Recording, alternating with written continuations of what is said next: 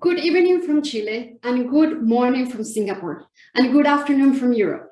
We have hundreds of guests registered from all over the world in this webinar, and we're going to discuss investment and cooperation opportunities between Chile and Singapore on low-carbon hydrogen.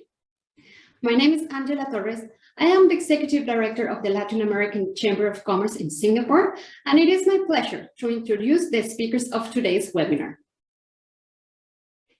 In the first segment, we will have the opening remarks from Mr. Juan Carlos Llobet, Minister for Energy of Chile, Dr. Tan Si Leng, Minister for Manpower, Second Minister for Trade and Industry of Singapore, and His Excellency Ignacio Concha, Ambassador of Chile to Singapore. In the second segment, we will have a thematic presentation by Mrs. Olivia Heutz, Vice President of the Chilean Hydrogen Association, Ms. Leo Lai May, Director of the Energy and Industry Division, Climate Change and Sustainability at the Ministry of Trade and Industry of Singapore, Mr. Vicente Pinto, Investment Commissioner for Invest Chile in Asia, Mr. Helmut Kanter, Managing Director of Austria Energy Group, Mr. Luis Sarras, Green Hydrogen and Fuels Director, AES South America, and Mr. Clarence Ho, Global Markets Director for the Americas and Western Europe from Enterprise Singapore. Well, let's start this fruitful discussion, and please join me to welcome His Excellency Ignacio Concha, the Ambassador of Chile to Singapore, to deliver his welcome address. Ambassador.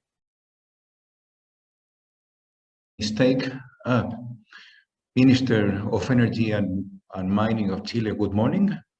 Mr. Tan Si Leng, Minister for Manpower and Second Minister for Trade and Industry of Singapore, good morning as well.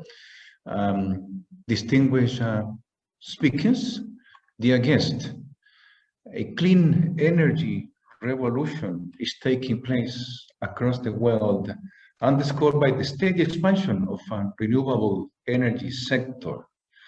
This revolution represents a tremendous economic opportunity for the countries that manufacture, export, and trade clean energies. Today, the Embassy of Chile, along with Chile's Ministry of Energy, Singapore's Ministry of Trade and Industry, and the National Climate Change Secretariat of Singapore as well, are jointly organizing this webinar to connect stakeholders in order to discuss on investment and business opportunities in clean energies. In this webinar, the speakers will present Chile's Green Hydrogen Strategy and Singapore's Green Plan 2030. We will also discuss how both countries can work together to develop a clean energy industry, as well as how this clean fuel can be transported to Singapore and from here to other countries, ASEAN countries. With bountiful sun and wind, Chile has pledged to use its renewable advantage to phase out coal-fired plants by 2040 and be carbon neutral for 2050. A good example of its leading position in the transition to clean energies happened last June, when it took place the inauguration of the Latin American largest solar thermal plant at Cerro Dominador in the Atacama Desert. My country's renewable energy market is ready to make the leap towards a great development. This was evident back in 2015, when it attracted more than 50% of total investments in the renewable market for Latin America and the Caribbean as a whole. And that was just the beginning. Now we are seeing promising outcomes. Under the same light, it is also important to remind that last February, we signed a Memorandum of Understanding on hydrogen with Singapore, and the Minister Llobet himself signed it on behalf of Chile. Thank you for that, Minister. We have no doubts that by means of this MOU, and quoting a Chinese proverb, we will be crossing this decarbonized net zero river one pebble at a time, investing in resources, time, and energy, as well as promoting business and investments in a key sector of our economies. The increasing demand of power from the industry and the countries and parallel natural renewable resources have made Chile an attractive destination for international investors.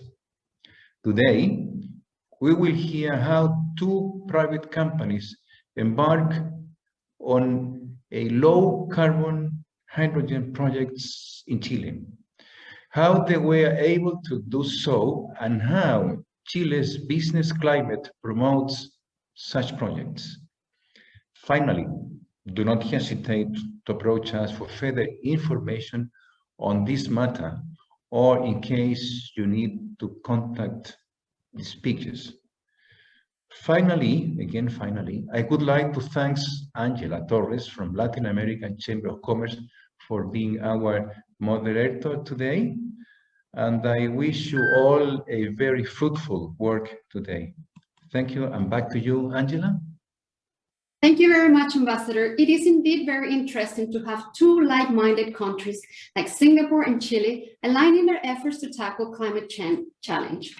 So join me today, and from Chile is Mr. Juan Carlos Llobet, Minister for Energy of Chile. Minister, good evening to you. The mic is yours. Thank you, Angela. Good evening, everyone from Santiago de Chile. Good morning for everyone in Singapore, and good afternoon, everyone in Europe. It's great to be here to share this opportunity to discuss green hydrogen with Your Excellency, Minister Tan Si Leng. Minister, great to see you. Ambassador, thank you for that introduction. I want to say hi also to my friends Vicente Pinto, Helmut Kantner, with whom I met just some days ago in Europe, to Luis Arras, Clarence, and the rest of the exceptional panelists we're going to have today. I'm going to give a brief introduction today, just to give you a sense of how important green hydrogen is for us, for Chile. Our country is a small and distant country. We have historically relied on imported fossil fuels as sources of energy, but we have very abundant and very good quality renewable resources to produce electricity. We have probably the best solar irradiance in the planet, in the Atacama Desert. We have very strong and persistent winds in several parts of our country, especially in the south, in Magallanes. And we have resources that are so abundant that we need to find ways to use them, not just locally, but also to export those resources to the world. And we are convinced that green hydrogen provides a unique opportunity to do that. We have identified resources that would allow us to build 70 times the generation capacity we need locally, right? So that opens an enormous opportunity to develop a new industry around green hydrogen and its derivatives like green ammonia, synthetic fuels, and others, to export those resources to the world. That is going to allow us to generate in the investment, build infrastructure, develop human capital, and bring development and prosperity to many regions of our country. That's why we think this is a strategic opportunity for us. We have the natural resources. We have a very stable business environment.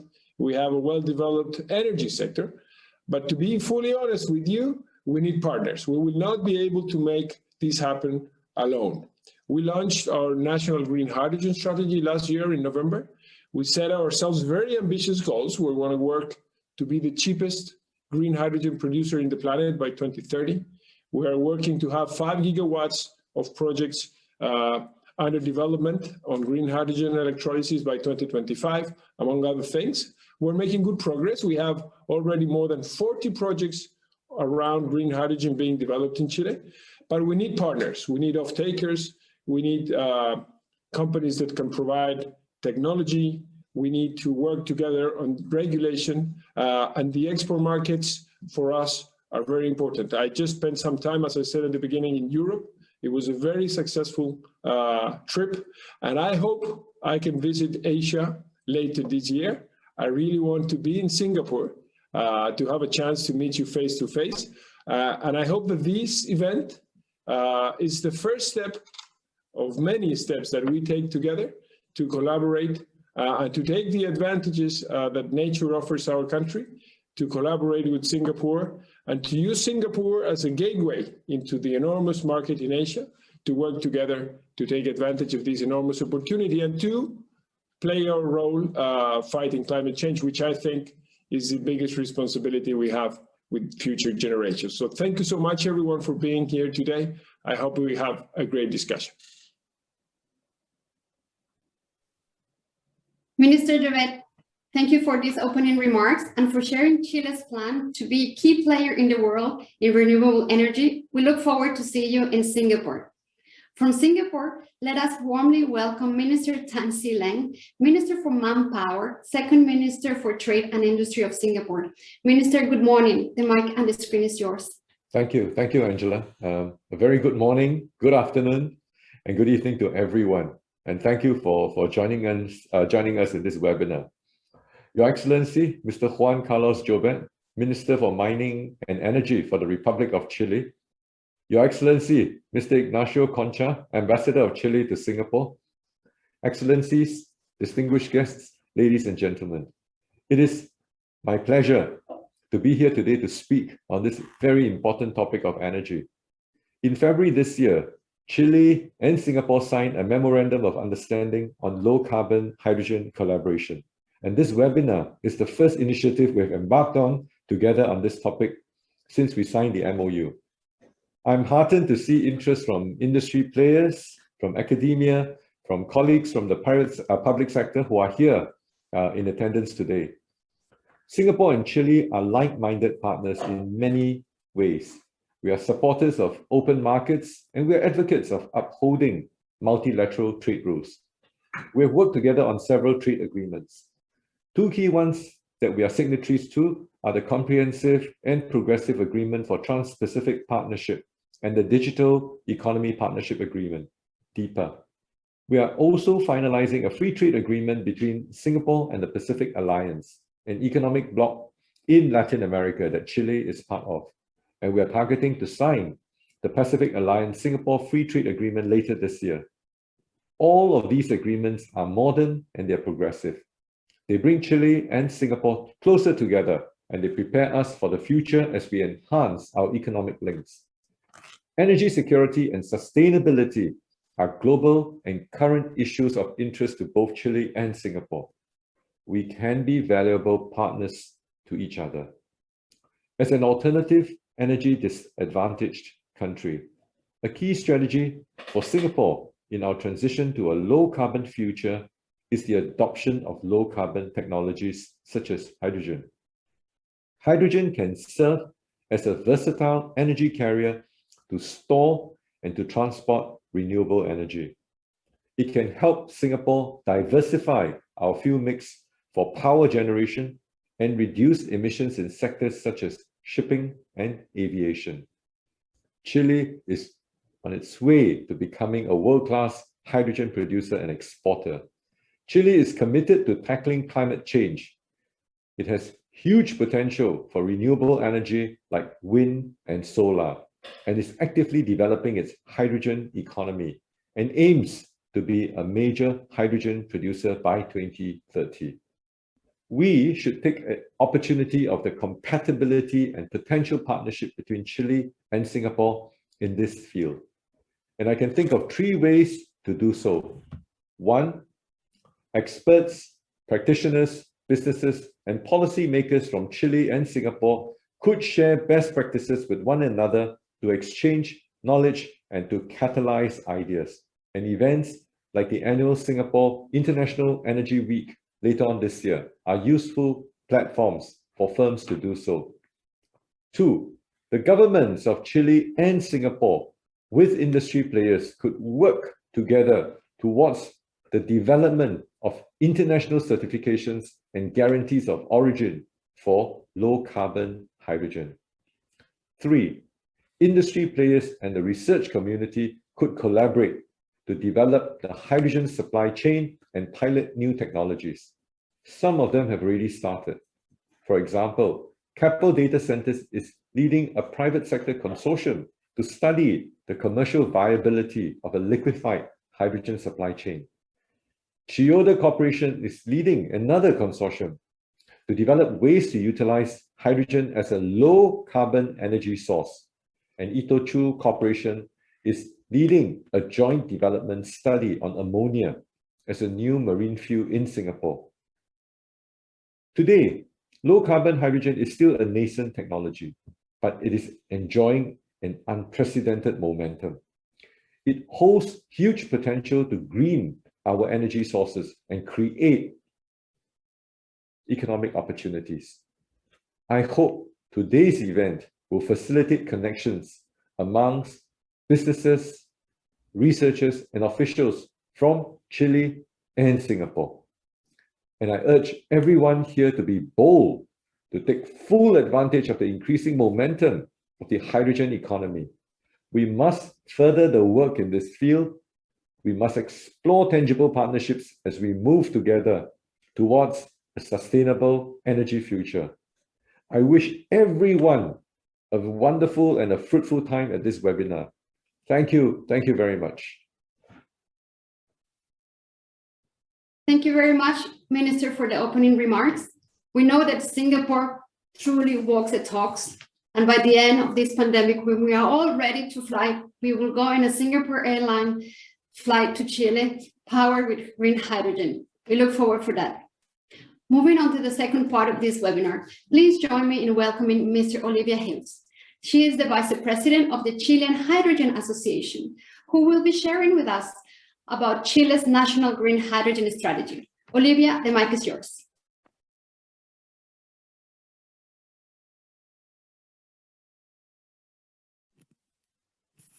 Hello, good morning, good afternoon, good evening.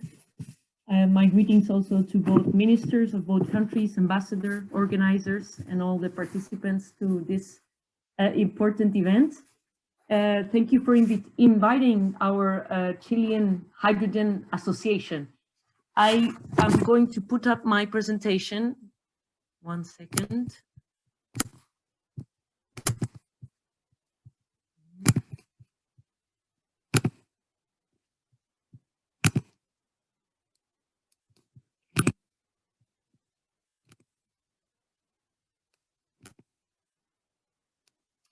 Okay, I want to share some slides that are basically going to stress some main ideas that our Minister Jovet just shared with us. So I'm going to repeat some main ideas, but I want to show some slides and some figures. So the first idea is that I would like to repeat the main reasons why we believe that Chile is a good partner for Singapore. Well, our country, as our minister said, has a huge untapped energy potential with the radiation in the north, the strong winds in the south. But we also have many low populated land to build those facilities, which is very important.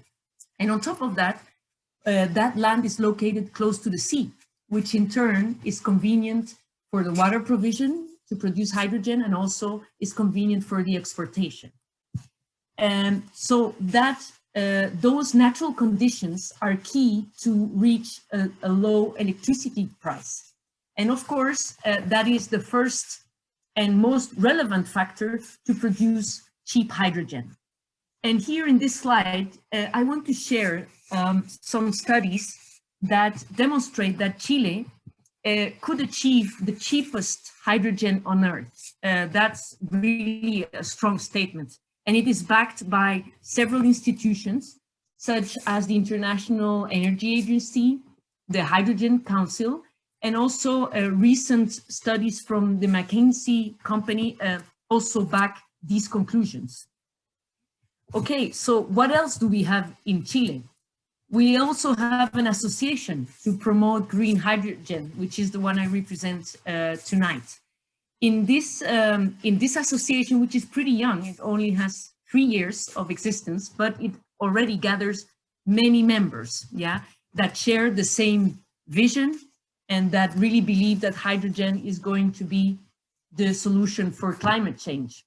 And here you can see on this slide the 43 private companies and the 45 professions that today are already part of that platform, and that those are active members that gather permanently to talk about regulation, technical issues, and have constant interaction with government, civil society, and also with our universities and academia. So I would say that this platform, this network that we are waving, probably is a very convenient platform for any Singaporean company to land in the Chilean ecosystem. Also, apart from a hydrogen association, we also have a national green hydrogen strategy, which was announced by our government late last year, and which was actually the first strategy to be announced in South America. So we're quite proud of that. And this strategy is not just a nice, I would say, folder to promote our country. It's very relevant for us, as our minister said already. It's very relevant because our country has committed to be carbon neutral by 2050. And really, this commitment can only be reached thanks to low carbon hydrogen, because we expect 20% of our reductions in Chile to be reached thanks to green hydrogen. So if we don't develop the green hydrogen industry, it will be hard to meet that commitment. Also, you know that Chile is a country that lives on its exports. We have large industry, a mining industry that is very relevant for our economy. So another reason to develop this strategy is that we need a clean export industry in a global economy that is going to be low carbon. And finally, we also trust that this national strategy is going to be very relevant for our country, because we were blessed with sun and wind. And now we have the vehicle to take that sun and the wind to the rest of the world, who is going to take care of their carbon emissions. Thanks to our the hydrogen and its derivatives, we will be able to export that sun and that wind that we were blessed with. It's important to mention that this national hydrogen strategy was the result of a collaboration among many stakeholders: industry, academia, civil society, and public sector. And this strategy has very clear goals. As the minister said, I just want to recall some figures. We want, in a very short time, from between now and 2025, we want to be the most attractive place for investors to invest in hydrogen industry. We want to attract $5 billion in the next 5 years. We also want to have 5 gigawatt of electrolysis capacity installed or under development by 2025. And by 2030, we would like to multiply that by 5 and reach 25 gigawatt of electrolysis capacity in operation or under development. And most of all, we want to reach that statement that many institutions today expect from us. We want to reach that low cost hydrogen, which is around $1.5 per kilogram. So these are clear goals and quite short term, from now to 2025 and 2030. And what actions are we going to take in order to create that fertile ground in Chile? Well, first of all, the government is organizing a financing round of 50 million, which I'm not going to discuss in detail now, because I know there is some further presentations to enter more into detail at this point. Also, of course, the country is preparing regulation and standards to make this industry safe and to provide certainty to investors.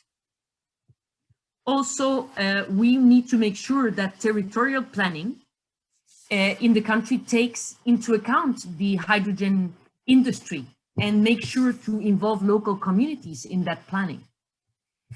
And of course, Chile also has the opportunity to leverage its broad international relations with diplomatic relations and historic commercial partners to leverage that network to promote this new industry. We also need to have a discussion in Chile about a fair carbon price. And also we need to discuss specific taxes for those emissions. And to do that, we will be organizing public and private roundtables to come up with a decision as a country regarding that price and those taxes. And finally, this strategy defines a clear governance to make sure that all the needed entities from the government are well coordinated to implement this strategy. Well, this strategy consists in 3 stages. And 3 stages, I know that the minister talks about waves, 3 phases, 3 stages. The first wave of development between now and 2025 will be focused on local demand. By doing so, as the minister also mentioned, we want to develop local talent, local know-how, basic infrastructure, and also to attract financing. We have analyzed the 6 most attractive applications to start with in Chile, basically based on the volume of demand, but also on its economic and technical readiness. And here you can see on the slide the 6 best and most attractive applications for the hydrogen in Chile to foster local demand. And you can see here on the table that it will basically be to replace the hydrogen that is currently being used in refineries, also replace the hydrogen that is the gray hydrogen that is currently being used to produce ammonia.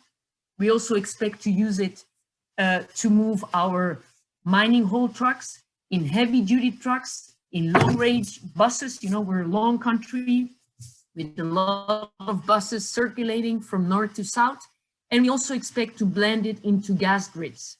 And if we add up all these applications and we assume that these 6 applications will all be fueled or supplied by hydrogen, by low carbon hydrogen, well, we estimate that the total potential market for those 6 applications in the local market amount close to 6 billion. So that's just to give a sense of size of our local market.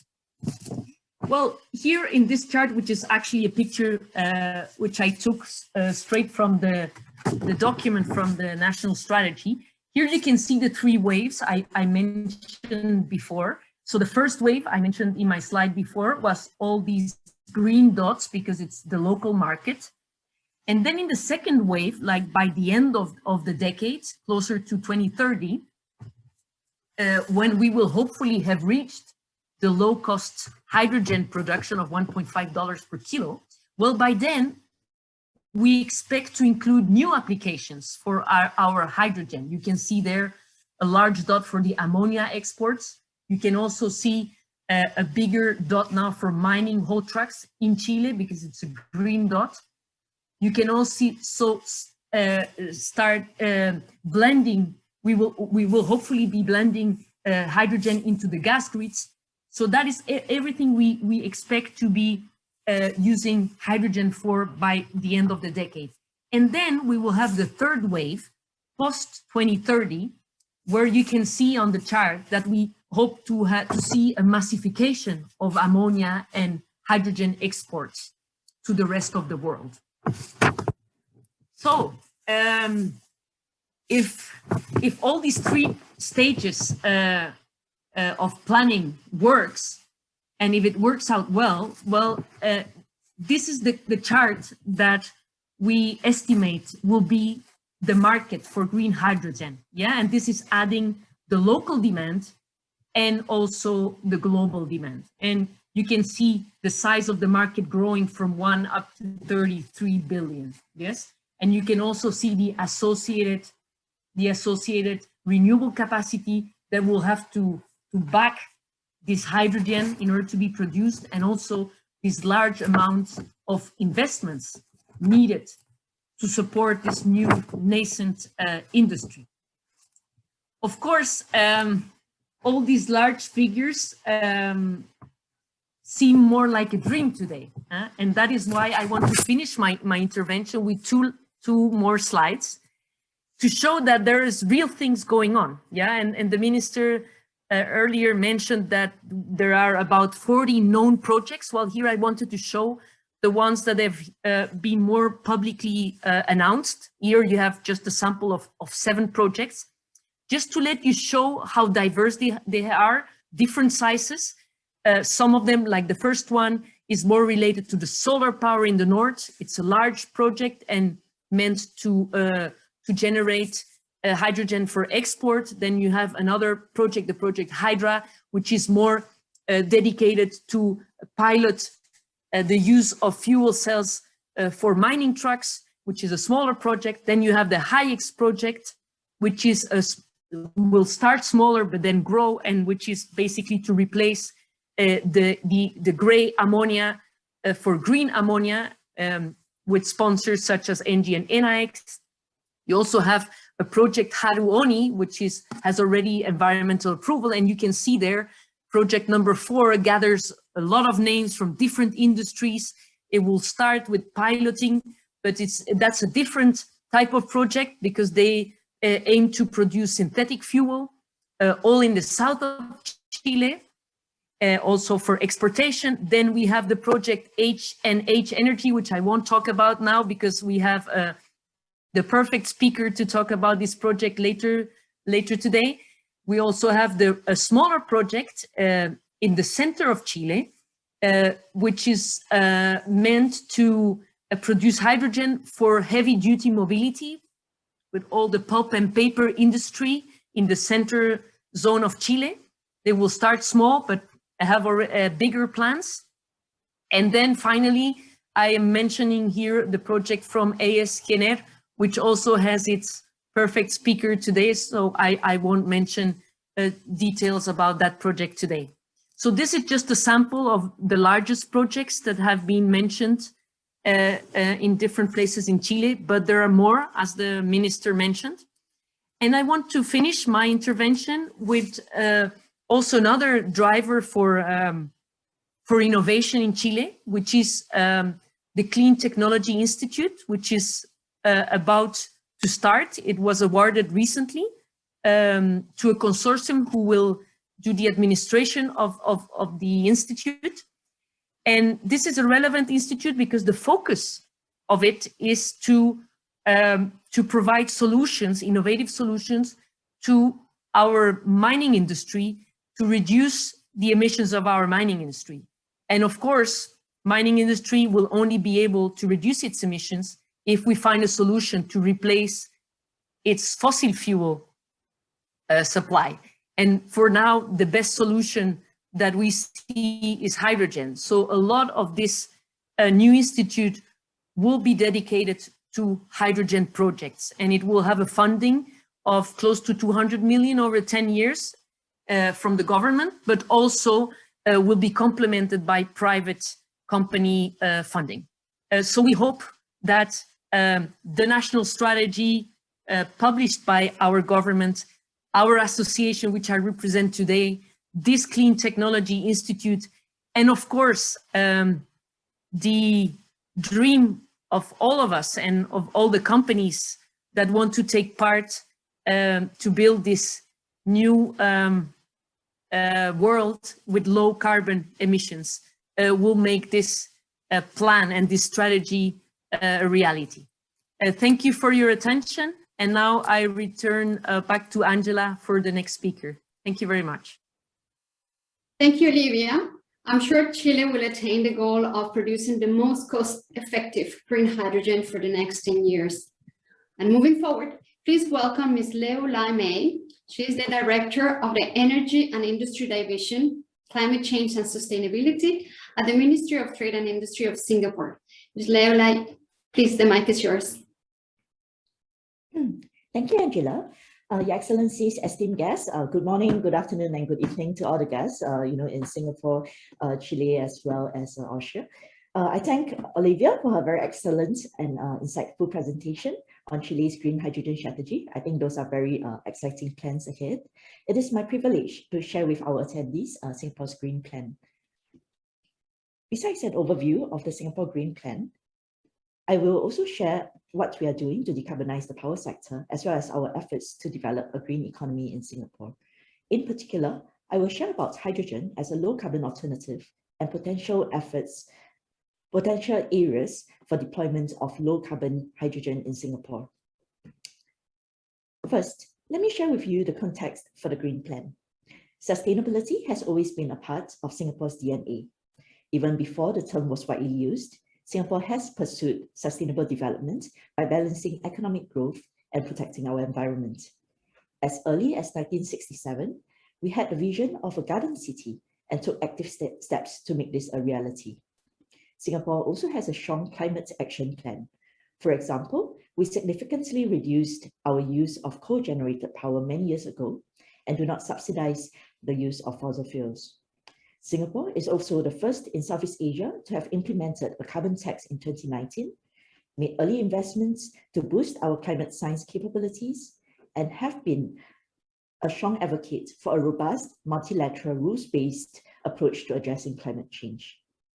The Green Plan builds on the efforts of preceding decades with sustainability as a new engine of growth.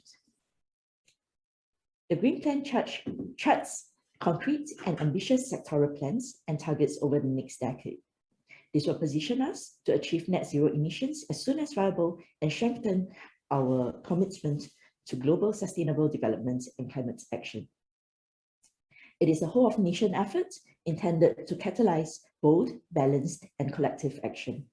It will energize Singaporeans to take action and drive alignment across all stakeholders, including government agencies, the 3P sectors, as well as academia and research institutes. It places strong emphasis on building partnerships to co-create environmental solutions.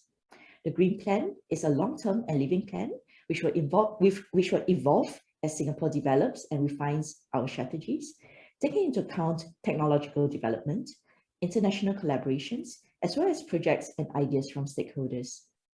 The targets will be updated as new technologies and practicable solutions become available. The key programs of the Green Plan are organized into 5 pillars: City in Nature, Sustainable Living, A Resilient Future, Energy Reset, and Green Economy. I will dive deeper into the last 2 of the pillars. First, the Green Economy. We will ensure that new investments brought into Singapore are best in class in terms of carbon and energy efficiency, especially for carbon-intensive sectors. We have also committed to reviewing the carbon tax level in Singapore by 2023. We will green our industry's production and energy usage. In particular, we will transform Jurong Island, which houses our energy and chemicals activities, into a sustainable energy and chemicals park, and Sentosa, our island resort, into a carbon neutral destination. We will also develop Singapore into a carbon trading and services hub and a leading center for green finance to support a sustainable Singapore and facilitate Asia's transition to a sustainable future. Through R&D, Singapore will attract companies to develop new sustainability solutions, trial new technologies for carbon capture, utilization, and storage, and study the potential of low carbon hydrogen. We will launch a new enterprise sustainability program to help local companies, especially our small and medium enterprises, to harness sustainability as a competitive advantage and capture new business opportunities. The second pillar that I'll dive deeper into is the energy reset pillar. Singapore is looking into greening our energy supply for power generation. We will also support our international targets and promote sustainable fuels for international trade and travel. Besides greening our energy supply, We will also green our buildings and improve the energy efficiency of water treatment and reduce emissions from water production. We will also aim to have sustainable towns and districts by 2030, reducing the energy consumption in existing towns by 15% and greening the new towns, as well as developing a district, our Jurong Lake district, into a model sustainable mixed-use district for other districts. We will green our vehicle fleet, requiring all new cars and taxi registrations to be of cleaner energy models by 2030. We will make it easier to buy and own electric vehicles by building up the EV charging infrastructure and reducing road tax for mass market EVs. Now, I will next dive deeper into what we are doing to decarbonize our power sector. Singapore will develop 4 key energy supply sources: natural gas, solar, regional power grids or electricity imports, and low carbon alternatives such as hydrogen and carbon capture utilization and storage. Our first energy source is natural gas. Currently, around 95% of Singapore's electricity is generated using imported natural gas. And given limitations in Singapore's renewable energy sources, we will continue to rely on natural gas for the medium term and seek to enhance the efficiency of our natural gas power plants. Our second supply source is solar, which is Singapore's most viable source of renewable energy. We are accelerating solar deployment supported by energy storage. However, we are limited by land constraints and intermittency of solar power. A key source that Singapore is developing is electricity imports, supported by regional power grid that will make the system more resilient and allow Singapore to tap on renewable energy sources from the region. Last but not least, one of the most important energy sources that we are developing, right, for the medium and the longer term are low carbon alternatives. This can actually help us to decarbonize not just the power sector, but also other hard to abate sectors. So this includes hydrogen and carbon capture utilization and storage. And as an alternative energy disadvantaged country, we expect these technologies to play important roles in our transition to a low carbon future. Now, this brings me to the last part of my presentation today, which is our study of hydrogen imports and downstream applications for Singapore that was recently commissioned by government agencies. The study highlighted the pathways for low carbon hydrogen that could become relevant for Singapore and the barriers to deployment that we need to overcome. Some of the key findings include, first, that hydrogen has the potential to diversify Singapore's fuel mix towards low carbon options for electricity generation, heavy transportation, and some industrial processes. Second, it will be challenging for Singapore to produce green hydrogen at scale, given our limited renewable energy sources. And third, this is why Singapore will need to explore and secure various supply pathways for price competitive low carbon hydrogen. The hydrogen feasibility study has also recommended a short list of 12 potential hydrogen import sources for Singapore to consider, and Chile was identified as one of the top 12 sources of hydrogen imports for Singapore. There was also a preliminary study of the potential use cases of low carbon hydrogen in Singapore, and we are taking steps to further study these applications. I will bring us through some of these potential applications next. First, maritime. The International Maritime Organization has set out long-term goals to decarbonize the maritime sector. This includes reducing greenhouse gas emissions from international shipping by at least 50% by 2050 compared to 2008. Now, as an international maritime hub, Singapore is in a good position to help the maritime sector meet the long-term decarbonization goals. This will require low or zero emission alternative fuels, and hydrogen, as well as carriers such as ammonia, hold significant promise. Singapore's Maritime Port Authority is actively collaborating with various stakeholders and industry partners to catalyze low carbon fuels for the maritime sector. Second, the power sector. As mentioned earlier, low carbon solutions, including hydrogen, is one of the key strategies to decarbonize our power sector, and this may include blending hydrogen with natural gas to power combined cycle gas turbines. Singapore's Energy Market Authority is studying the infrastructure needs and how hydrogen costs may be brought down to make the deployment of hydrogen feasible for Singapore's power sector. Third, industry. Currently, brown hydrogen is used as a feedstock for some of our industry processes. Low carbon hydrogen can replace such hydrogen feedstock, and replace natural gas for embedded heat and electricity generation. However, the cost of hydrogen does need to be brought down quite significantly to enable larger scale deployments of low carbon hydrogen in industry. Now, fourth, aviation. While we are exploring sustainable aviation fuel for aircraft today, leveraging hydrogen for production, the plan is for the industry to move to hydrogen propulsion for future aircraft. This will require significant R&D and major infrastructure changes to ensure the safe and economic use of hydrogen in aviation. The Civil Aviation Authority of Singapore will work closely with stakeholders to study the feasibility of and conditions to deploy hydrogen in aviation. Last, the mobility sector. In the near term, given that hydrogen technology for transport remains nascent, battery electric vehicles are projected to remain the more viable, cleaner energy vehicle technology.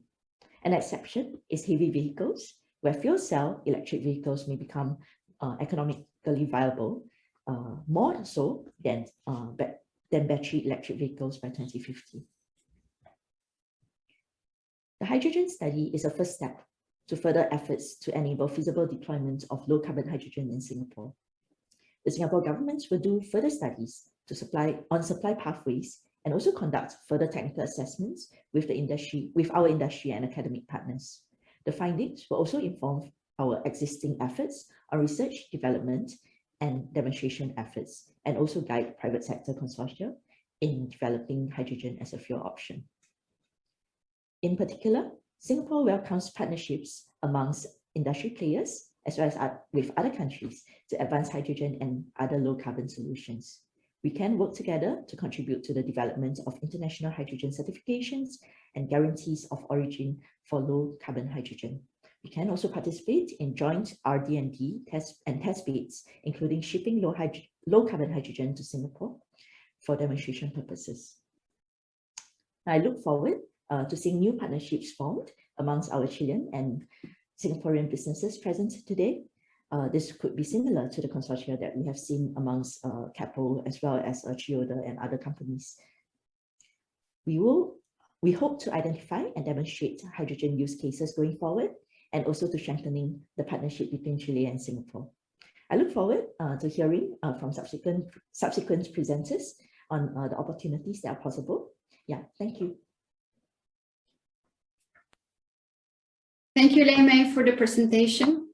And interesting to know about the hydrogen study that Singapore has conducted. Now let's move on to the next presenter. He is Vicente Pinto, the Investment Commissioner for Asia at Invest Chile. He will share with us about the attractiveness of Chile and the subsidies that Chilean government is providing. Vicente, please. Okay. Hello, everybody. Hope you're seeing my presentation.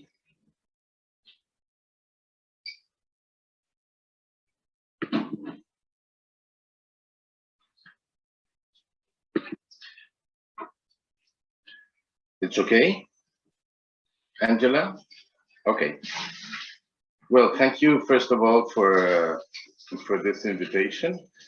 Thank you, Minister Jovet and Minister Lee, Tansi, for this, and the embassy and all who have organized, and welcome to. Very happy to be in Singapore virtually. Hope to be there personally soon. Today I will just share, of course, with Olivia's and Minister's presentation and remarks. I think what is Chile, what is hydrogen for Chile, and Chile for hydrogen is very relevant. So I will see what this environment in terms of investment related to this matter is on. So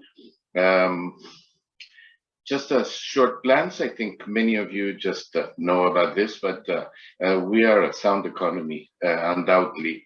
Our GDP is one of the highest in sometimes one, sometimes two in Latin America. We are basically an export, a trading country, so our exports and imports are quite active. In terms of internal condition, we are now in the lowest central bank interest rate, and our inflation has been controlled, rarely moving around 3%, rarely moving at this levels, and we expect to have it absolutely under control. And we have been receiving our foreign direct investments in the last years very fluently, and especially in these areas. We will talk about some other taxation matters later.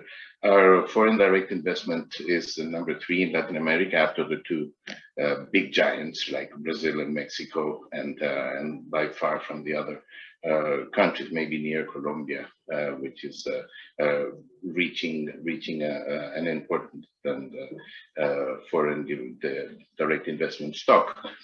But anyway, this is the main items for investors. All the big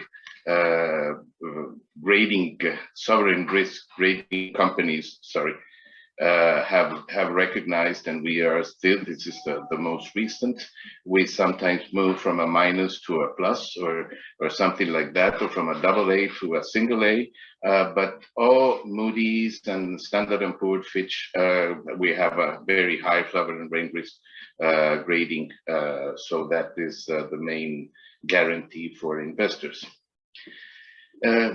We have been a robust investment regime, as I told you. The main pillars for our regime is that we have no difference in terms of treatment for foreign companies, 100% foreign owners or 100% Chilean companies. All companies have the same rules. That means you have free flow of capitals and profits, and that our legislation allows the entry and repatriation of capitals without cost, except for the normal taxation matters that are settled. As I told you, we are a pro-business environment. We have it. There are many indications that because we are really committed to boost investment, and that's what Minister Jovet and all the government and have been promoting, and especially now with this national policy for green hydrogen. Just some short ideas about new companies creating there. Normally, I would say that in a couple of weeks, any foreign investor should have its company developed, already settled and duly registered. And that's quite easy. That's a traditional method. You can do it with a normal law firm. There's many law firms, and many have their offices in Hong Kong or Singapore or there. They're very Angela knows perfectly who is there near, but it's quite easily. Normally, I would say that between limited liability firms and stock company, which could be the 2 borders, we have some kind of a special condition which uses the best of both constructions, and that's what we call the SPA. It's a stock company, but 100% owned by, could be 100% owned by one person, and it's easier in terms of administration and all the rest of approvals. We have another in that page. Unfortunately, sorry, this is in Spanish. There's a one-click. You can open your company, or modify it, or close it, or migrate it to another accounting regime, or whatever, just with a one click. So that makes it very easy, and of course you need some documents that must be adequately validated. Visas, well, now visas are usually no problem except for COVID, and for very specialized requests for high-spec, high-tech technicians that are the only one that could be. VisaTech is it's a program that we as Invest Chile helped to develop, and we are working on other instruments in order to have some kind of a fast track visa for when something is requested. In terms of labor aspects, as I told you, we are a private country, a private sector country, so labor aspects are set by contracts, and this is law among the parts. We have some minimum salaries that usually are for first entrance workers, and social security is a little bit under revision, but it's normally around 20% between, I don't know, between healthcare and final other kind of aspects that are shared among the employee and the employer. In terms of bank account settings, the best thing is to see that in the banking strength index, we are set as number 9 in the world. This is a world, it's a world classification that Moody's and does among several ratings. And this is the last chart I have. It was in December 2019. I don't think it has changed strongly, but we have a very strong banking system. It's very easy. It's very high tech, and it's very easy to use, and that's no problem to move in terms of banking.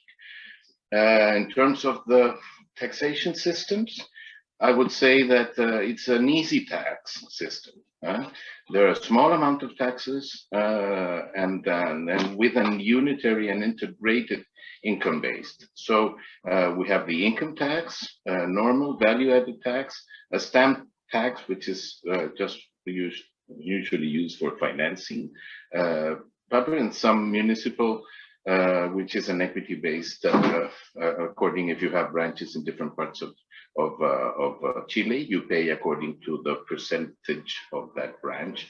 And there are other kind of special taxes like everybody, like all over the world. Our tax authorities are our IRS, is Servicio de Impuestos Internos, and it's a very active and tech-based. Now all our invoicing and everything is done online and only online, so it's easy for registrations. And this is a quite clearly legislated and improved year by year, and all the rulings are follow OECD. We are signatures of MLIs, and in terms specific with strong network of double taxation would have specifics, the withholding conditions and we also have independent tax courts in case of having problems. It's not only the tax authority who is related. Generally speaking, and just a big wave, we are that's in terms of taxation revenue.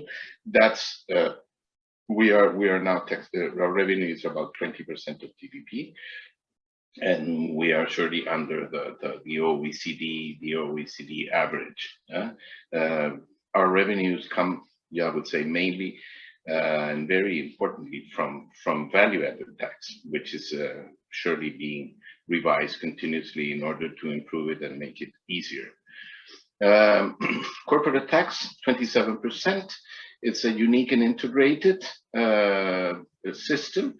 That means that the local operation company in Chile pays the tax to the IRS, and well, in case it's national shareholders, the persons are committed and to have this extra or somehow integrated system to pay the tax according to their general incomes that could come from other things.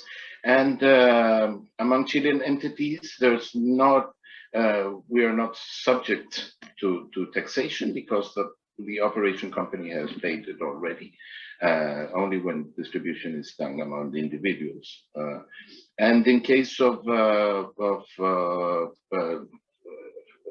distribution to abroad, we are subject to a withholding tax.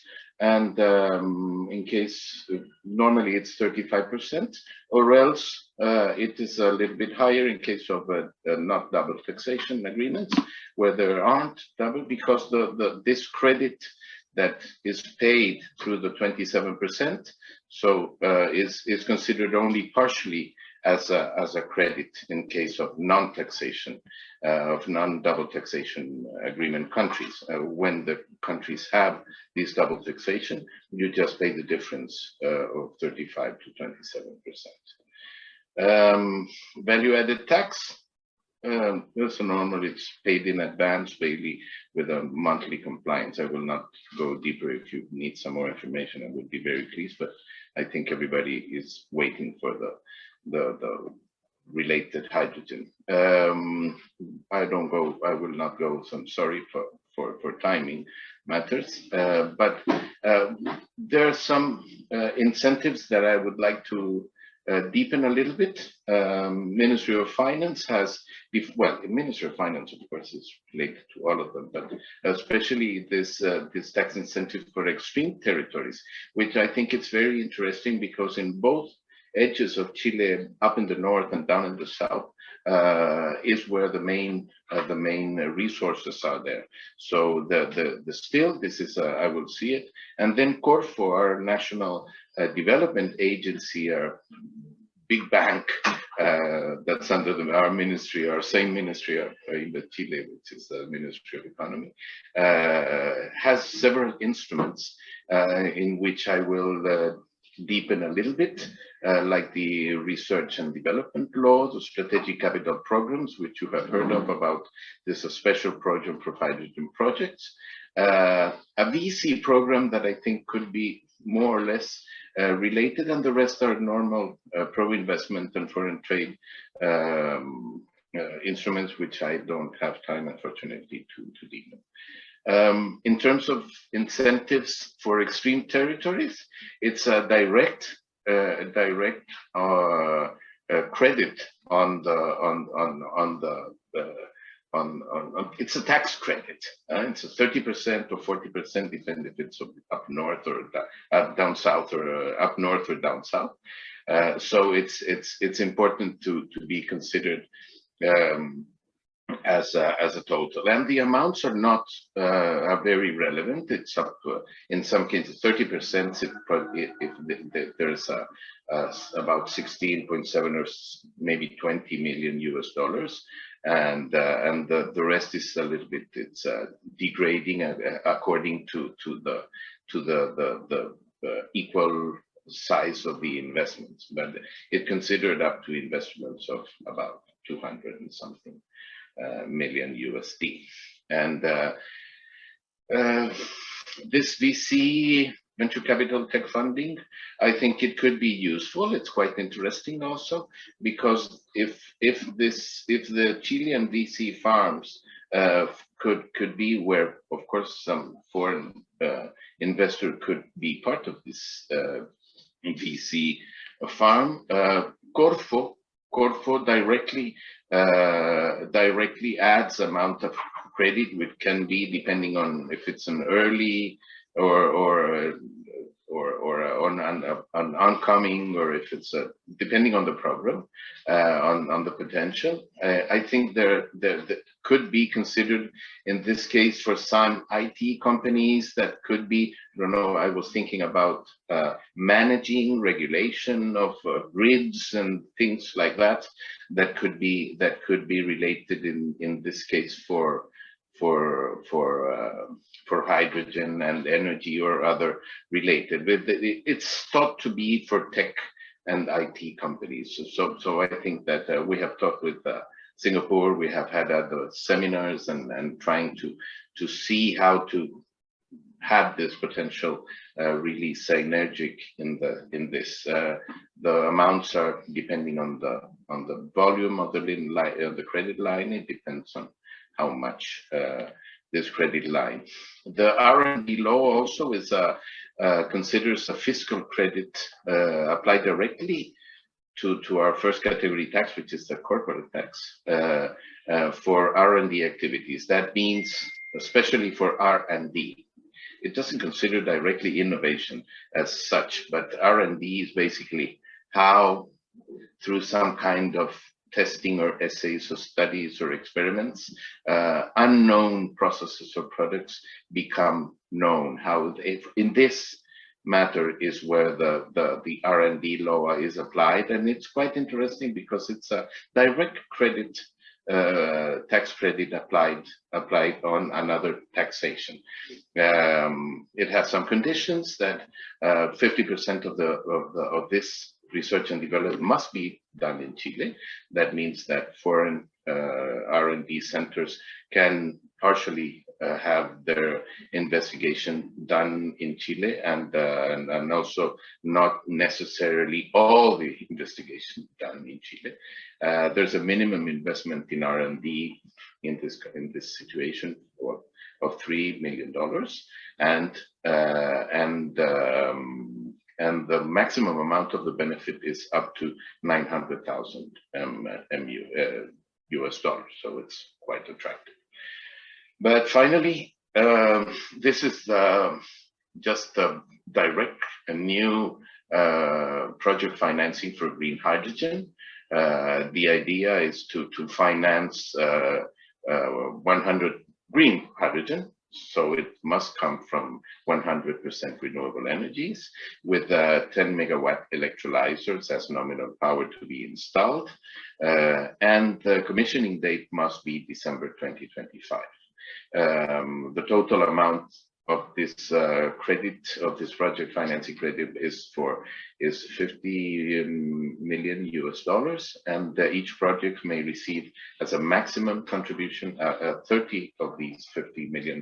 So $50 million will be probably enough for 2-3 projects, probably not more than that. But there's a lot of projects that are coming in with interest. The applicants for proposals must be domestic or foreign legal entities with some specified risk classification. That's BBB, Bii-3, and that means that's about 25 MUSD annual sales by 2019 or 2020.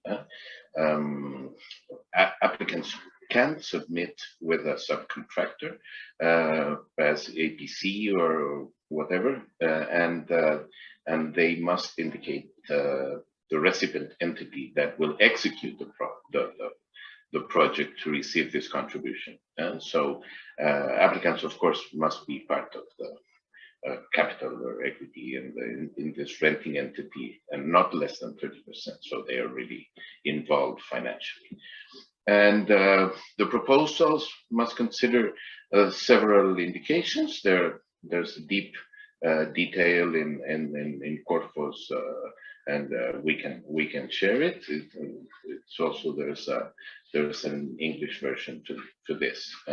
So very relevant. All the items indicated there, which will have different assessment criteria. This is basically 30%. Very important is the power of electrolyzer, because we really want to launch this. So the nominal power is very relevant.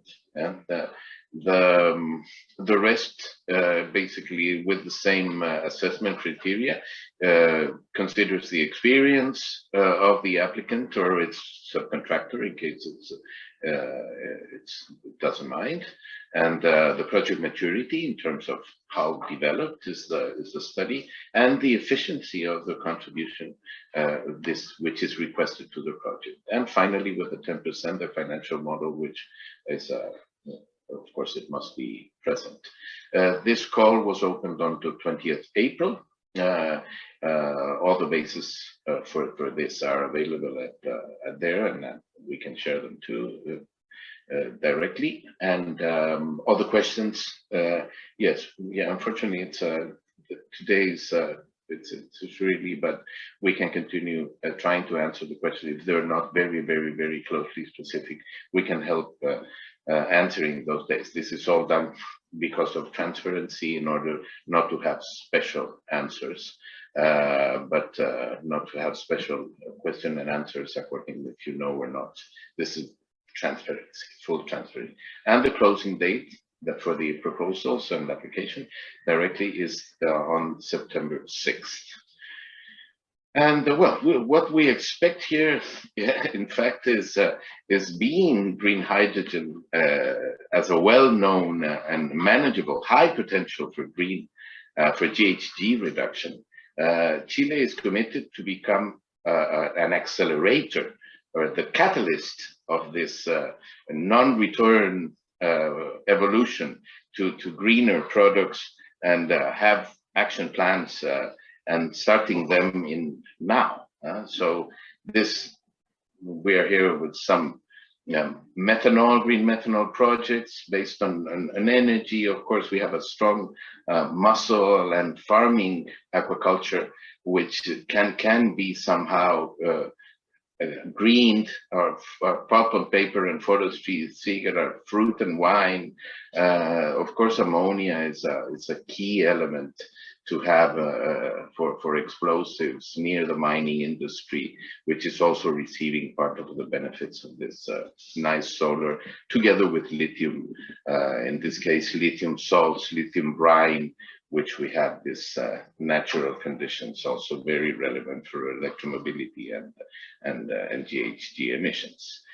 And that's what we're here for. So visit our webpage. There's quite interesting information about portfolios and success stories. And we have the investor's guide, and you can always write or call me through Angela, through the embassy, or directly.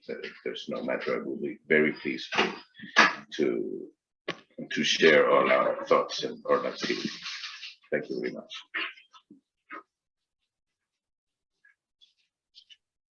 Thank you very much, Vicente.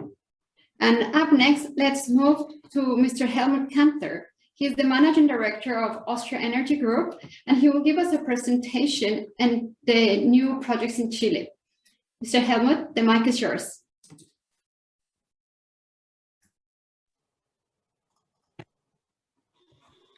Thank you very much.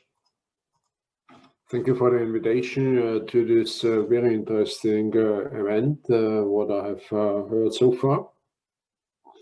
I'm proud to present our Austria Energy Group, a private company being in Chile since early 2013. We're fully committed to go green in any way possible. We have started doing so in solar developments mid 2005, 2006. Then this doing mainly in Europe, and later on expanded to Chile. Here in a snapshot, you can see the different phases we cover. So we develop projects from an early phase, going through identifying opportunities, feasibility, getting all the permits, moving the project through construction until it starts in operation, and then operate it at ourselves together with investors or disinvest at a certain moment. You see where we are present. So we come from Europe, we moved to South America with the strongest presence at the time in Chile. Here you can see some plants which we have developed in Europe. And here an overview of what we have done so far in Chile. Have developed close to 1 gigawatt between solar and wind, and since 2019 we're engaged in the development of the hydrogen, of a green hydrogen project in the most southern part of Chile in Magallanes. This project we are developing together with another Austrian company called EcoWind. EcoWind is a pioneer in renewable development. They have installed the first wind mill in Austria more than 25 years back. And here you see the project location close to Punta Arenas. The project HNH with the aim to produce first green hydrogen, then convert this to vector green ammonia, and all that to be exported. The project will have a capacity of approximately 2 gigawatts of wind power. This converting into approximately 150,000 tons of green hydrogen annually, and this again being converted to approximately 850,000 tons of green ammonia. We are seeing this as the first phase of a project and planning to expand it with numerous sizes over the next 10 years. We have done a pre-feasibility study. We have secured land. We have the basic layout. Earlier this year, we have signed an MOU for an offtake. We are currently in conversations with possible co-investors, co-developments, and we expect to get the project through approval by end of 2023, early 2024. In the same year, close financing in order to start the construction in 2024 and having first production in 2026, and by 2027 have the project at full scale. Here in a nutshell, you see what we have. Again, what I said, we have secured the land on long-term lease. We have wind measurements with different technologies ongoing, layout of the project, wind plant, layout of the wind park, of the process plant. We have started with the environmental baseline. Yeah, and as I said, earlier this year have signed an offtake. We are presenting this to you to open the opportunity to talk about an offtake, to talk about strategic partnerships or co-investment as the interest may be. Here you can see our contact details. I'm sure this will be shared later on, and I'm more than happy to answer any questions which you may have. Thank you very much. Thank you, Helmut, for that presentation. I would like at this point to remind the participants that they can type in their questions in the Q&A chat box. Moving on, please welcome Luis Sarraz. He is the Director of AES South America, and he will give his presentation about other projects running in Chile. Luis, please. Thank you. Thank you, Angela. Thank you very much for this invitation. Thank you, Ambassador Concha, for this event. I think it's very necessary to have this kind of events, and thank you, Andres, for inviting me tonight also. I think we have seen several presentations tonight, and now is the turn to show what we are doing in the reality, in the land with our projects. Now let me share my screen.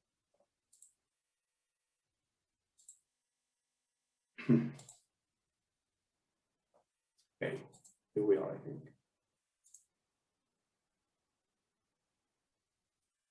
Yes, here we are. Okay, I will spend just a couple of minutes explaining briefly who is AES. AES is a global generation company, it's an independent generation company with assets and operations in 4 countries. We have 6 utility companies, more than 8,000 people around the world, 30,000 megawatts today in operation, 2,500 megawatts under construction. We are today serving more than 2.5 million customers, and we have a diversified portfolio of generation assets. Our main mission is today to accelerate the future of the green energy. This is what we are doing today. In fact, today we announced in Chile further decarbonization of our fleet. And in the arena of the hydrogen, we have been moving in the last 2 years, but it's not only in the hydrogen arena. We also are a company that is very oriented to the innovation. It's in this way that we have been building partnerships with different companies in the world to develop new technologies. We are today in a partnership with Siemens, for example, and we have this company Fluence. Fluence is today the leadership, the global leader in batteries in the world. We are developing this market. We think that this will be a great support for the resiliency of the market, the electrical market. Also, we are trying to promote the acceleration of the electrical vehicle adoption and the grid integration with utilities. And we have Motor then in US. Applied, we are extremely oriented to our customers, and this is a very good way to support our customers in their choices about their electrical service and grid. And finally, 5B. 5B is a joint venture with an Australian company that is developing a new system to increase the efficiency and the productivity of installing new solar parks in very short period of time and in much smaller space. That is quite efficient. And we are testing all of these solutions in different parts of the world. This is not just brands, it's something that we are doing. And this is a demonstration about our initiatives to be innovative. And we are trying to use all of these initiatives, not only in the countries where this initiative started. In fact, we have a team of 10 persons in Asia today developing these markets. We have one of the LNG terminals in Vietnam, for example, and we have an extensive experience in Asia. We have been owners of several assets in Asia in the past, and we are now soon announcing probably a new offices in Asia to start expanding our businesses, and also involved in several of these conversations with some Asian companies that are trying to develop the green ammonia and the green hydrogen in these markets. Also joining the Green Ammonia Consortium in Japan and etc. Then we are really oriented to promote the greener future of the electricity using innovation and trying to support the necessities of our customers, and with a high interest in particular in Singapore market, not just as a Singapore market, but also as a very interesting hub for several other markets. Then let me go quickly to what we are doing in particular in Chile, which is the motivation of this presentation, right? And in Chile, we have a growth plan which is moving forward since 2019, installing approximately 2,300 to 2,400 megawatts of different technologies of renewable generation. And just in order to show how important it is for us, the hydrogen, our initiative for hydrogen is similar to all the growth of 1 year in just one project. And we are targeting 2024, 2025 with the installation of about 875 megawatts in the country. This is a small amount of energy compared with what the national strategy of hydrogen in Chile is pursuing. The national strategy in Chile is targeting for 2025, 5 gigawatts of electrolyzers. And this means that probably will be a space for 10 times this project. Is between 7 to 9 gigawatts of renewable electricity that will need to be installed if we want to achieve the target of the 5 gigawatts. And this is a huge amount of energy, renewable energy in Chile, considering that the total installed capacity in the country is 26 gigawatts. And if we see how much this will be in 2030, if our target is 5 times this, probably we'll have to install 1.5 times all the installed capacity that the country has. But this is not something that is difficult to achieve in Chile, because Chile has today the possibility to develop 70 times the amount of energy in renewable assets that the country needs. And more than enough in order to supply all the domestic requirements and the growth expected for exports. What's our roadmap for the following years? I think that's very important. We started in 2018 thinking about that, but not just an isolated project. We have a plan, we have a roadmap for the region, and we are now expanding this roadmap probably to other regions like the Caribbean area, where we have a lot of assets. Also, we are owners of 2 LNG terminals in the Caribbean area. We have assets in Mexico, in Colombia, in etc. Then we are trying to expand this roadmap, but we started thinking about that in South America. Why South America? Because in particular in Chile, we have a wonderful assets, renewable assets, or opportunities to develop renewable assets, which is one of the main components of the hydrogen production. Then we started in 2021 exploring the industry. In 2022 is our intention to have a proof of concept. We expect to use green hydrogen for road transport in our own operations in the country, and growth to 23, 24, supporting small scale like cement or lime transport for mining companies in the country, and use hydrogen for road transport. All of that as a process to learn how to produce and handle that. But the real target is between 2024 and 2030, when we expect to build the first large green hydrogen project in Chile, which in fact is not green hydrogen, is a green ammonia project. Our intention is to build something which is industrial scale. It's not enormous, it's not something out of the scale of the country, but is enough in order to have an industrial scale project. We are targeting 300,000 metric tons of ammonia, which is around 50,000 metric tons of green hydrogen. For this project, it's needed these 875 megawatts of renewable energy installed, and probably would be between 500 and 700 megawatts of electrolyzers.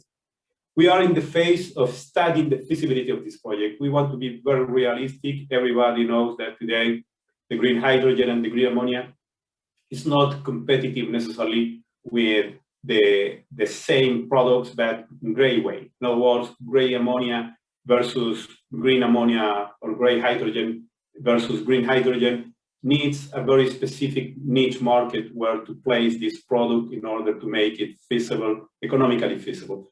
But most important than that is that this is a learning process. It's a learning process because, having developed this project, we expect that domestic and international potential customers will start requiring hydrogen in the second part of this decade, and they will be able to do it because the technology gaps will be solved, and we will be able to deliver because the knowledge that we have been building before in our projects. And of course, after that, the idea is to support the carbon neutrality declared by Chile, which is a very ambitious target, but where hydrogen is crucial, and we are more than convinced that this will be the best way to do it.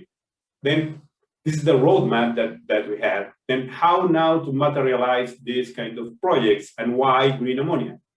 The green ammonia is something that we started studying 1 year ago in order to see if this is a product that has some risk, inherent risk on that. And we realized that all the technology and logistics is already in place for green ammonia. Then if this project needs to be bankable, needs to be financed, probably would need to have or meet some requirements. For example, to not have so high technological risk.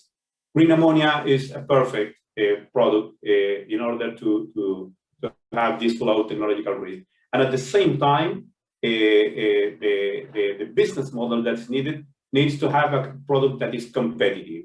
And based on the numbers that we see that the green hydrogen will be produced in Chile, we have been calculating, and we have concluded, not only us, McKinsey and other consultants have concluded that Chile will be one of the most competitive countries in the world to achieve any market, despite of the distance, using green ammonia.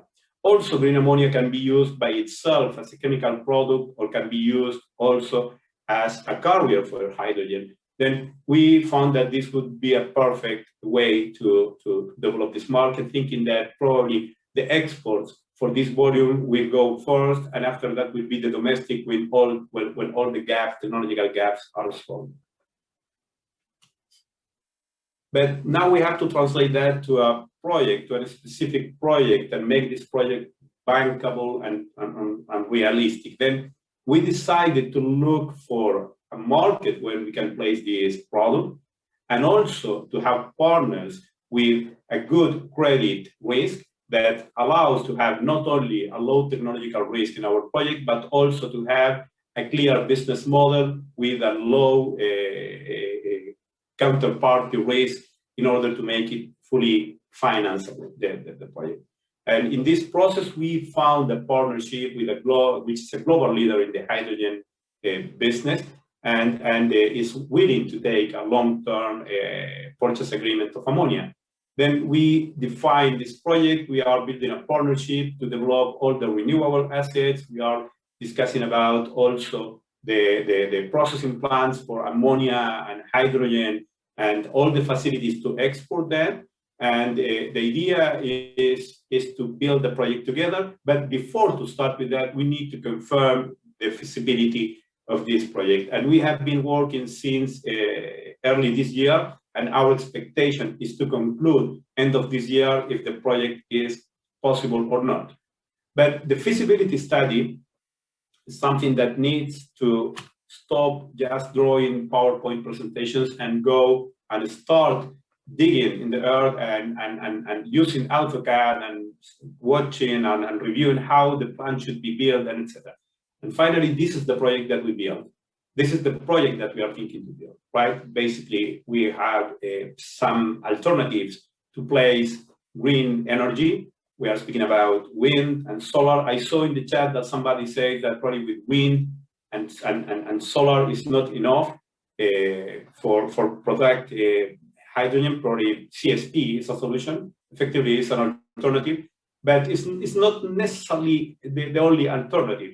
Also, you can balance the cost of the energy of renewables like wind and solar with the cost of the electrolyzers and the level of utilization of the electrolyzers. This is the balance. The capex in the electrolyzers versus the capex or the cost of the energy. Then this is part of the feasibility study to see how much is acceptable the level of utilization of the electrolyzers versus the cost of the energy that we can get.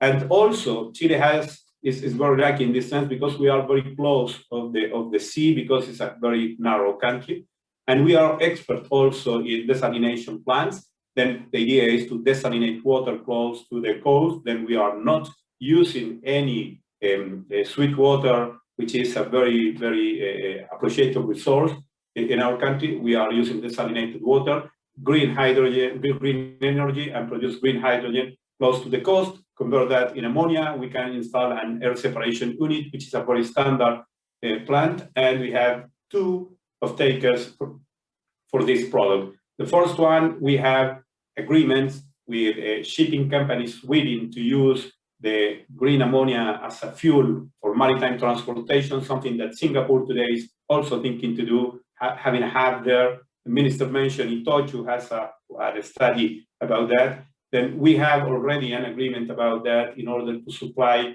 green ammonia for a shipping company. And the intention is to provide services of transportation to the Far East, to our copper production, reducing their CO2 intensity, or reducing the CO2 intensity of our copper exports. But most of the ammonia, the intention is to be exported in the same way that has been done in the last several years, with the old logistic available, and we are targeting a niche market where this can be consumed, which basically are markets where the targets to reduce CO2 is very high, and there are incentives to do that.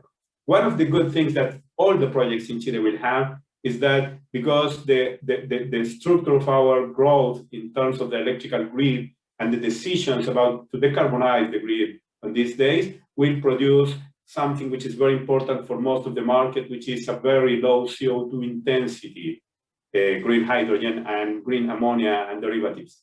And this is something that everybody in Chile, through the Chilean Hydrogen Association, and all the companies are reviewing today to see what is the specific requirements that will have all the certification systems in the different countries in order to export green hydrogen and green ammonia. Then basically the project has a good structure with a partnership with low technological risk that is intending to export green ammonia to use it as a carrier mainly, and use it in, for example, in the road transport market in some niche markets, but also as a fuel itself for the maritime industry. And in fact, we are today in discussions with technology solution providers for using in a more efficient way and solve the issues of the ammonia as a fuel in the ships, where the problem is the volume needed for storage, the amount of ammonia that is needed for a voyage, or the safety, or the NOx emissions, or the pilot fuel required, and etc.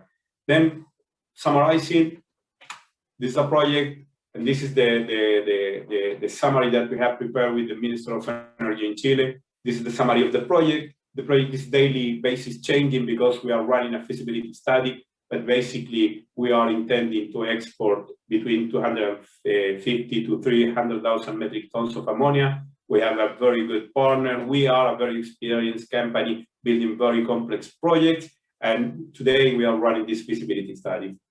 Then, if this is concluded at the end of the year, that probably will happen, probably we'll start building this project next year or the initial stage. Already we are, like Helmut, we are today studying the environment, taking the data for the environmental impact studies, and I think many other companies are doing the same in Chile. Then probably you will have a good experience if you come to Chile and try to partnership with projects that they are under development. I will be very happy to answer any questions that you have. Thank you very much.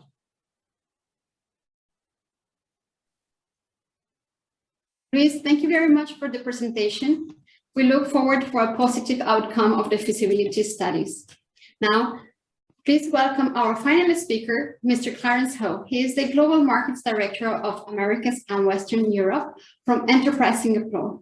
Clarence, please, the screen is yours and mic. Thank you very much, Angela, Your Excellency, Ambassador Ignacio Concha, fellow speakers, ladies and gentlemen. It's really a pleasure to be part of today's webinar. I'd like to express my thanks to be part of this event and send my best wishes to everyone as we remain steadfast through this COVID-19 period. I'm Clarence from Enterprise Singapore, overseeing the global market operations for Americas, Western Europe, and I'm currently based in New York. Just give me 1 minute as I pull up my slides.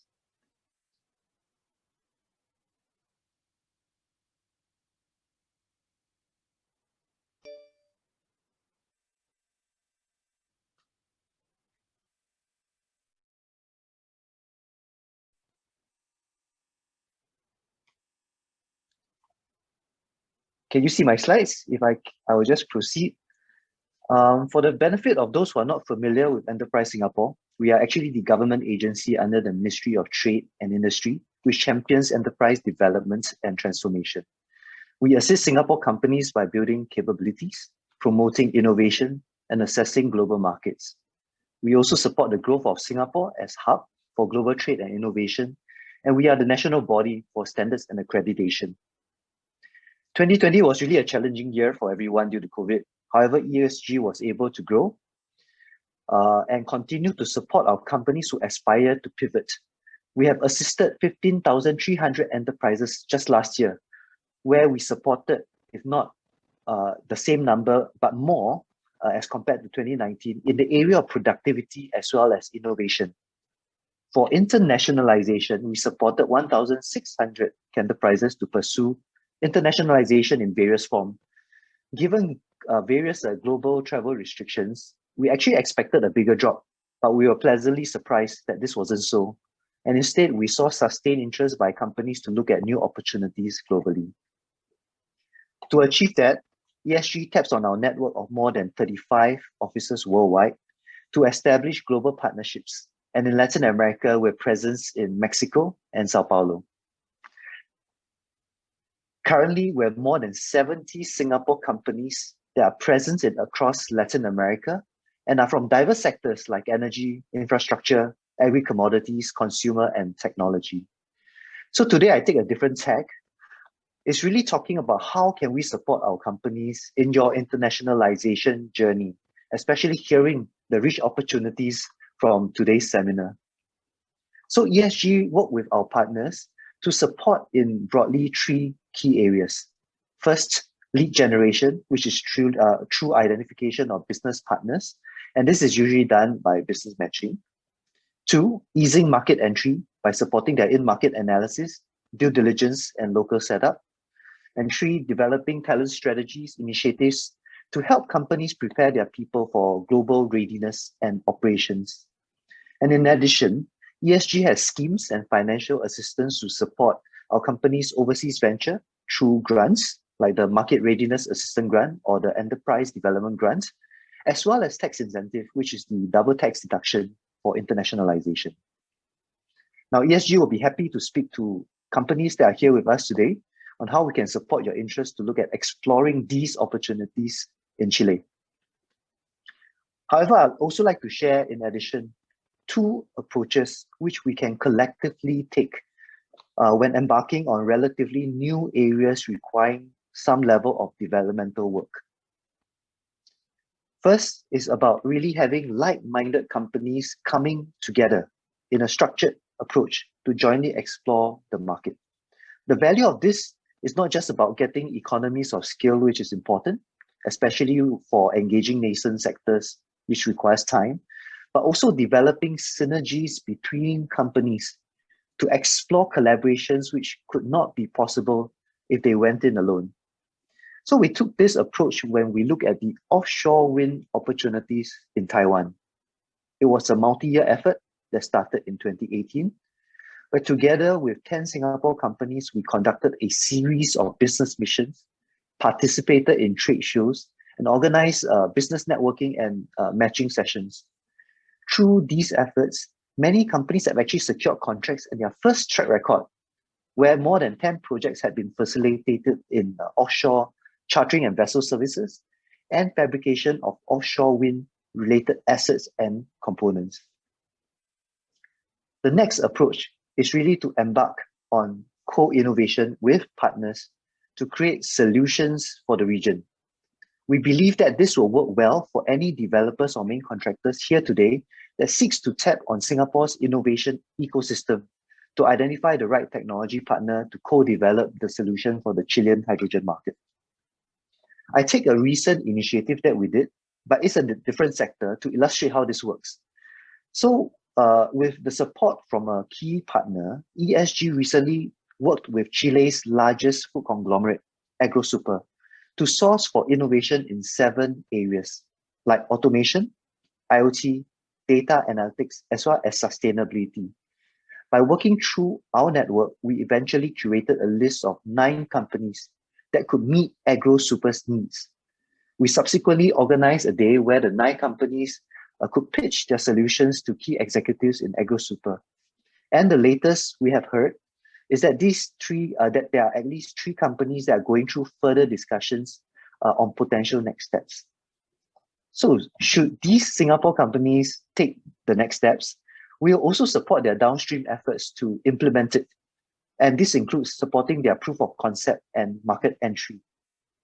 ESG can thus be your partner to find suitable innovations within Singapore, or help Singapore solution access co-innovation demand. With that, I come to the end of my presentation, and I take this opportunity to also introduce my colleagues, Francisco Rios, as well as Josiah Choi, who are based in Mexico and Sao Paulo respectively. And together we'll be happy to support your interests in Chile. With that, I thank you.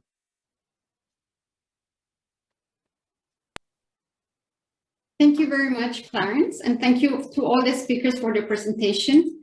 Moving to the last part, we have prepared and allocate some time for a Q&A, and I will invite the speakers to stay with us. As well, I will invite Mr. Benjamin Manuel de Filippi. He is the head of hydrogen team for the Ministry of Energy in Chile. Mr. Andrew Sea, he is the Deputy Director of National Energy Transformation Office and Energy Market Authority of Singapore. And Mr. Benedict Chia, he is the Director of the Strategic Issues of the National Climate Change Secretariat under the Prime Minister Office. So just to remind you that we have a Q&A open and you can type in your questions in the Q&A chat box. So we have received some questions that I would like to pose to this panel. You can decide who will be best fit to answer it. The first one is, the production of hydrogen is meant to have 100% renewable supply of energy. This is hard to achieve with only PV and wind and must necessarily include SP technology. Are there any plans from the government to promote more concentrated solar power technology installations in Chile? And if so, how and what are the incentives? Over to you. Maybe Benjamin wants to start. Yeah, I was going to mention that maybe I'll take that. I guess the question has several parts to it. So the first thing is green hydrogen doesn't necessarily have to come from solar PV or wind power. Green hydrogen means hydrogen produced through renewable energy. Can be hydro, can be geothermal. There are several sources of renewable power that are acceptable to produce zero emission hydrogen. So that's the first part. And regarding the issue of how to deal with intermittency and variability of sources such as solar PV and wind. Again, solar CSP is not the only solution. We have a whole variety of possible solutions, such as storing through batteries, storing through pumped hydro, storing through hydrogen itself by overproducing during the day to then use the excess hydrogen during the night for whatever process we want that hydrogen for. So there are other solutions. But if you do want to go down the road of solar CSP for a specific project, because it does make sense for techno-economical reasons and so on, in Chile we do have, and I guess all the presenters have referred to the most compelling environment for investment in renewable energy in Latin America, and one of the best in the world, and solar CSP is not an exception to that particularly friendly investment environment. There are no direct subsidies or incentives for specifically solar CSP in Chile. So we believe in letting the market figure out the correct technologies for different applications, different segments, different locations, and so on. We do have a variety of initiatives that we carry out to promote renewable energy in general, such as tendering of public lands, such as helping companies navigate through the permitting processes, developing a large-scale infrastructure project such as a solar CSP plant, and some other mechanisms that we activate whenever companies need some assistance. So just to not take any more time of the Q&A session, I'll leave it there, but happy to take any follow-up questions if they arise. Thank you, Benjamin.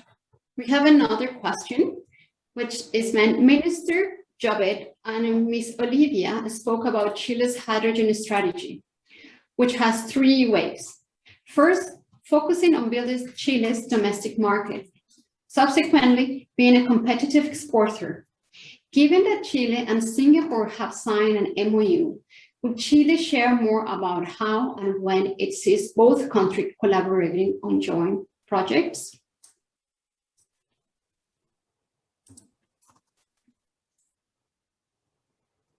So maybe Olivia and Benjamin can answer, an ambassador from from Chile's side, and Lei Mei from Singapore's side. Or maybe a short intervention, Angela. Our platform, our association, has signed several agreements with different entities all over the world. And I must say that here, all the projects that were presented today by Luis, by Helmut, are all members of the association. So I really think that a good way to get in contact with what is going on in Chile is through our association. And I hope that after this event, you will share the contacts with our association, because I'm sure we can share more information on what's going on in Chile and look for collaboration with Singapore.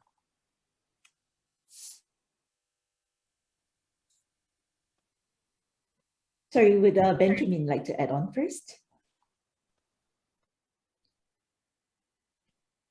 I don't want.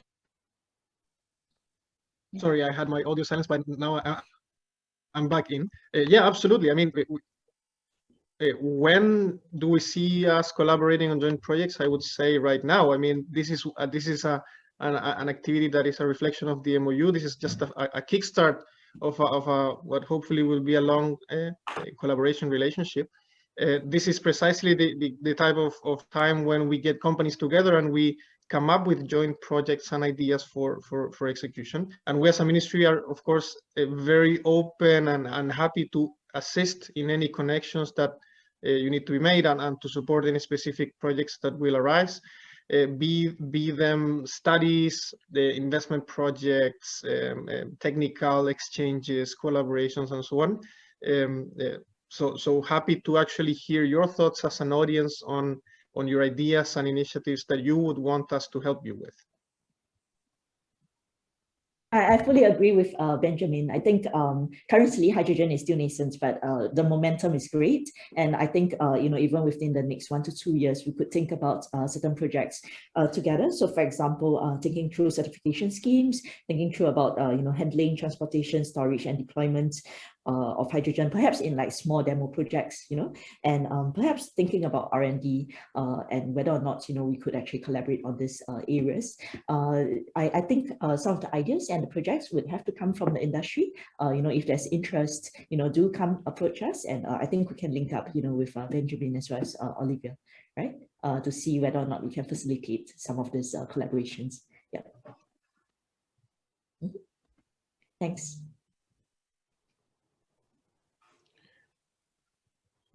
Thank you, Angela. I'll take the floor for a couple of minutes, only to say that when we negotiate this Memorandum of Understanding between Chile and Singapore, we had in mind the potential of this green hydrogen to combat, fight against climate change.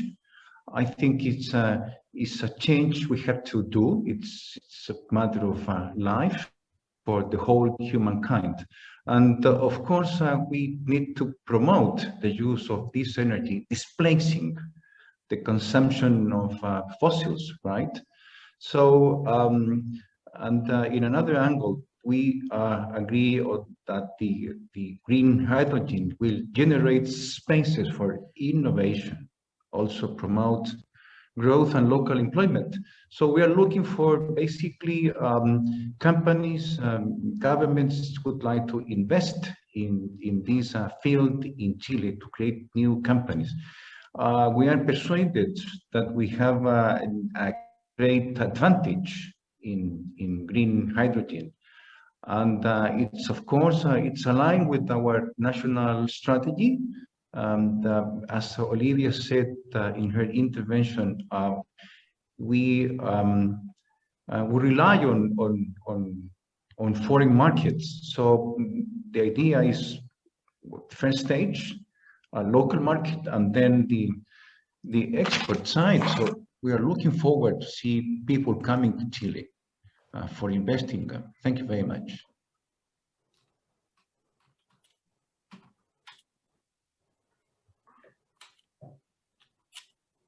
Thank you, Ambassador, and thank you, the participants, for sharing on your insights in these questions.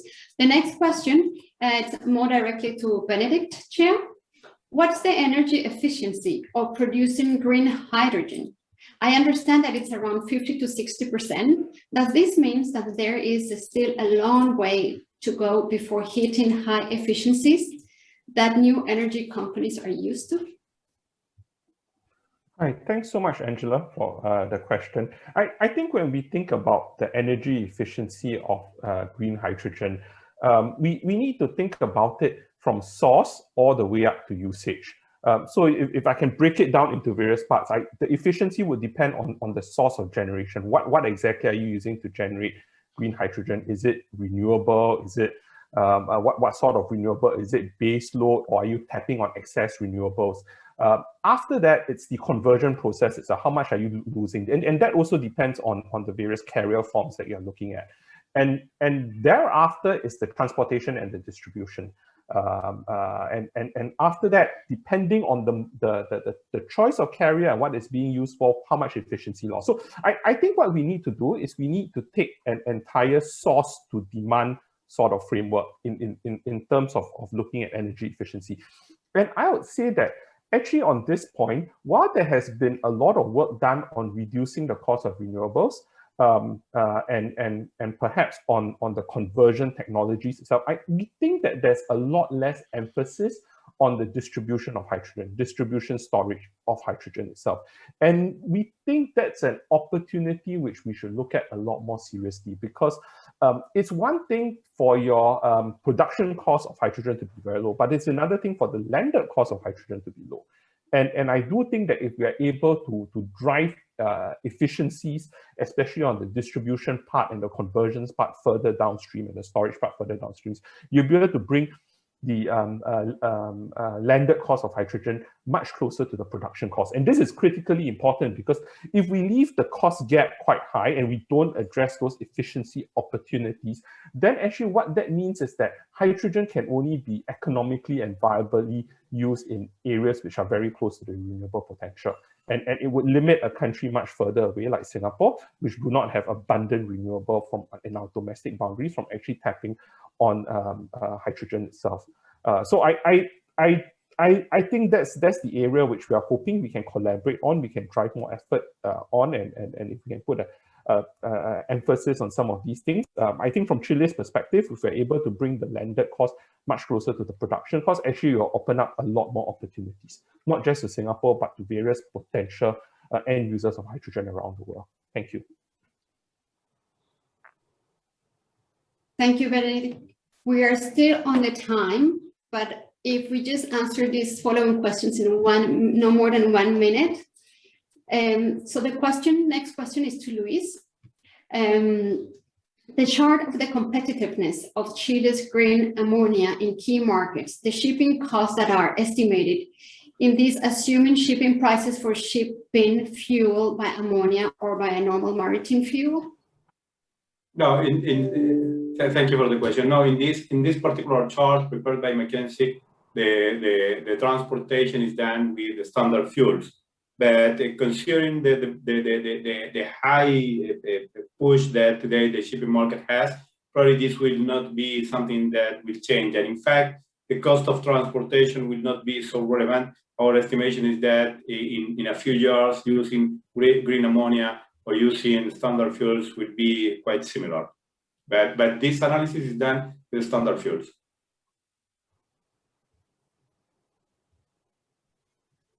Thank you. Olivia, a question for you.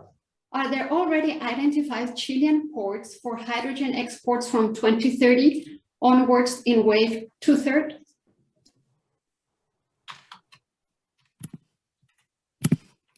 Okay.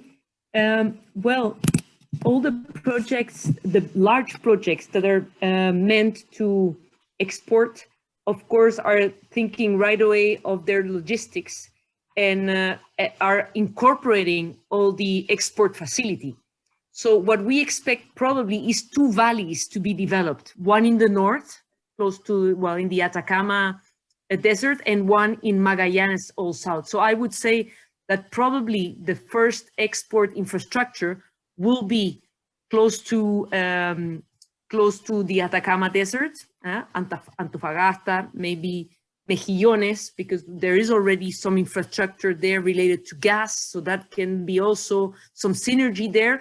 Then another port could be Quintero, and then going down, of course, we have a large already port, which can also have some synergies, which is, of course, San Antonio, but it will be further away from renewable energy. So I guess probably the two new sites for exportation will be north Atacama and south in Magallanes.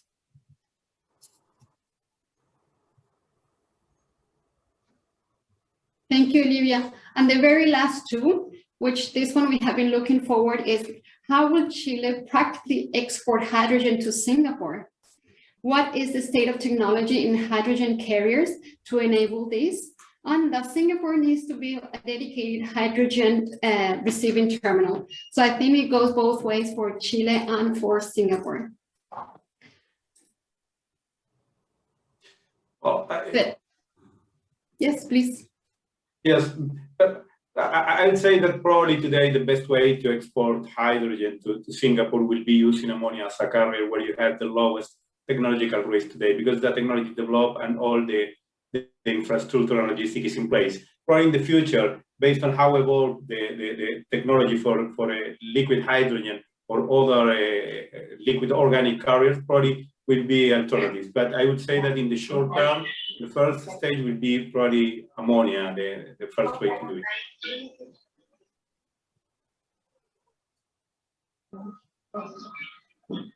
Thank you. For the last question, Benedict, this is for you. What is the expected median for exports of green hydrogen, and is Singapore ready with the infrastructure to receive it? In addition, can we expect hydrogen trials in Singapore anytime soon to utilize this hydrogen? Thanks so much, Angela. So I think I want to build on what Luis has actually mentioned. The two carriers which we think are more viable right now would be ammonia, as well as LOHC type carriers like MCH. These two carriers can possibly leverage on existing infrastructure, and we wouldn't need to build a new infrastructure per se, compared to if you to look at liquefied hydrogen as an option itself. So I think in the near term, we'll probably look at established carriers like ammonia or MCH that we can tap on. But going forward, depending on how the technology develops, I think we are open to exploring other forms of carrier, such as the liquefied form itself. Then as to whether there are opportunities for trials and test beds, that's something that we are quite actively working with various, and we're speaking to various stakeholders and companies within Singapore on how we can structure some of these things. But our interest, I think, as they may mention in her presentation, we do see that hydrogen is probably going to be an important option for us to decarbonize. And given the long runway that is required to put in place infrastructure to understand your capabilities in terms of managing moving hydrogen itself, some of the safety regimes, if we want to be ready to do it in a scaled up way further down the road, it's something that we probably need to start work on right now. Thanks. Thank you very much for your answers, and thank you very much for your presentation. And now we have come to the end of this webinar. I know we all agree that climate change is a big challenge. Nevertheless, green hydrogen could be one of the solutions to decarbonize our planet. And it's very pleased to see this strong commitment from the public, the private sector, and many participants from the academia through this webinar. I'm sure we can reach that goal. And basically, the smallest atom by mass in the universe requires a great support from all of us to save this planet. Stay safe and goodbye. Thank you very much. Buenas noches.